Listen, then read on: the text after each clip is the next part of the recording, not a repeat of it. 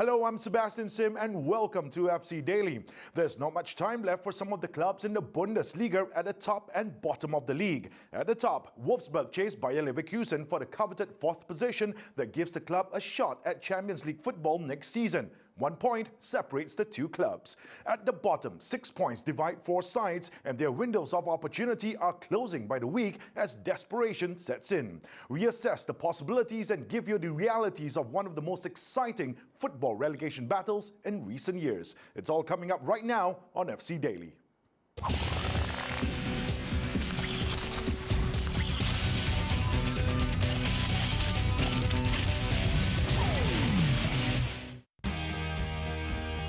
Good evening and welcome to this Friday's edition of FC Daily, where we preview the live matches you can catch this weekend from Germany's Bundesliga.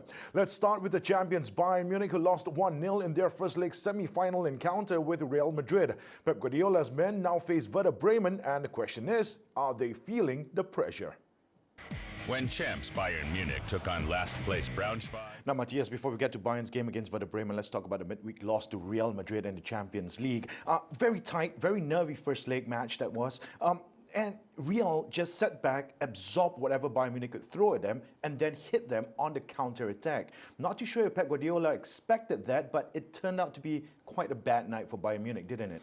He did expect it. He was warning before the game of the strengths that this Real Madrid side has on the counter-attack. And if you just look at the players, Bale, Benzema and Cristiano Ronaldo, the explosiveness and the pace of those players. And the Bayern management, I think they would be foolish to let him go after first year in charge. All right, let's look at what they have up this weekend. Bayern now play Werder Bremen this weekend in a match that can be seen on Supersports Plus at 9:25 p.m. this Saturday night.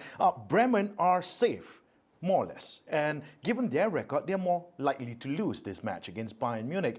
But what cannot happen is Bayern Munich losing this match just before their second leg semi-final encounter against Real Madrid in the Champions League, because that would at least destroy them psychologically, wouldn't it? Yeah, I think that was also the reason why Pep Guardiola fielded a strong team against Braunschweig. Borussia Dortmund 6, Stuttgart 1. Well, with me in the studio tonight to look back on match day 11 of the Bundesliga is Bayern Munich fan Armin Geltinger. Armin, welcome back to FC Daily. Now, even as a Bayern Munich fan, you have to admit that Dortmund's performance, that was spectacular, wasn't it? It was. One has to admit it was an outstanding performance. And the last time they scored 6 goals at home, the coach of the visiting team was actually sacked. Well, looking very good as well right now is actually Dortmund, because this win sets them up really well for midweek Champions League against Arsenal, who will be going over to the Signal Iduna Park. It will be a fantastic clash. Arsenal had a good result this weekend, right? Winning 2-0 I wouldn't say it was a at good Liverpool. result, but it was a result nonetheless.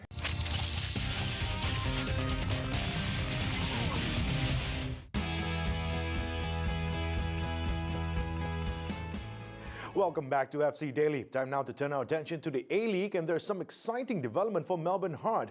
The club has confirmed that it's been acquired for 12 million Australian dollars by a consortium led by English Premier League powerhouse Manchester City.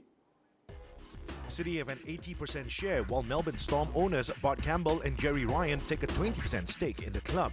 Melbourne Victory welcomes Sydney to the Etihad Stadium, where Socceroo Tom Rogic will make his debut after joining the club on loan from Celtic during the week. That game is available on Starhub TV at 2 p.m. this Sunday. The other live game this Sunday is second place Western Sydney Wanderers hosting Perth Glory. That's at 4 p.m. here on the Football Channel. Joining us now is our A-League pundit, Paul Norwood. Paul, welcome back to FC Daily. It's been a while. The last time I caught you was before Christmas. That's right. It has been a long time, and a lot's gone on in the A-League since we last spoke. I think the last time we spoke, your team, Sydney FC, was still doing pretty well. Unfortunately, things changed during your Christmas break. I don't know what happened. I was skiing, I was overseas, and I've come back and we're sitting third last. So I've been watching a lot of replays and I've been catching up. But yeah, it's been an interesting period of football over the past few weeks. Paul, let's get to the biggest news. Of course, Man City getting a stake in the A-League itself. What do you make of that? It's very exciting. You can't not be pleased about that. Such a big global brand taking a vested interest in Australian football. Real Betis continued to struggle at the foot of the table as they fell 2-1 at home to Osasuna, while Granada picked up a much-needed win when they trounced Real Valladolid 4-0.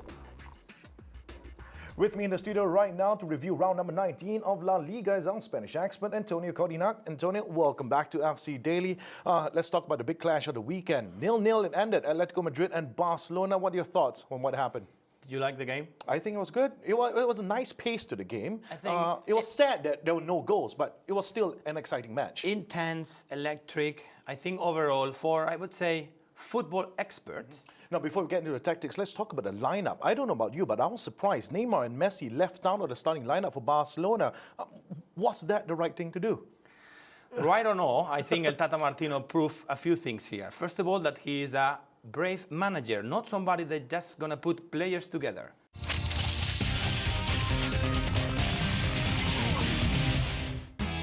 Welcome back. You're watching FC Daily. Round 2 of the Malaysian Super League will get underway this Saturday with all 12 teams in action. The Lions 12 will look to make it 2 wins in 2 home games when they take on Selangor at the Jalan Besar Stadium. T-Team will be hoping to avoid a second league defeat when they host the mighty Johor Darul Takzim. ATM will be looking to bounce back from that FA Cup defeat to Sime Derby when they travel to PKNS. Terengganu will be on the road for the first time this season, looking to make 2 wins out of 2 league games when they take on Perak. With me now is football pundit and commentator Shazad Haq. Shaz, I haven't had the time to catch up with you. I want your thoughts very quickly. What do you think of the new look Lions 12? Well, I think the first thing that, of course, catches our attention, I know you and I were very excited about it when we first said that Fandi Ahmad was going to be in charge.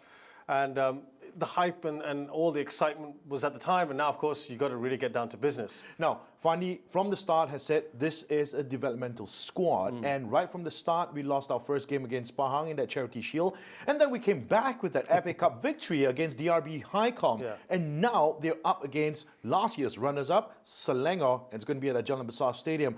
This is going to be a huge match. That win in midweek, that's going to help the Lions 12, isn't it? It's going to give them a lot of a boost, a morale booster. But I think we have to remember the 2 things. First of all, that was the FA Cup. Well, that's all the time we've got for tonight, but we'll be back tomorrow at 9 p.m. to continue our build-up towards this weekend's action from round 32 of the Bundesliga. Till then, I'm Sebastian Sim, and this has been FC Daily. Have a great weekend, and good night.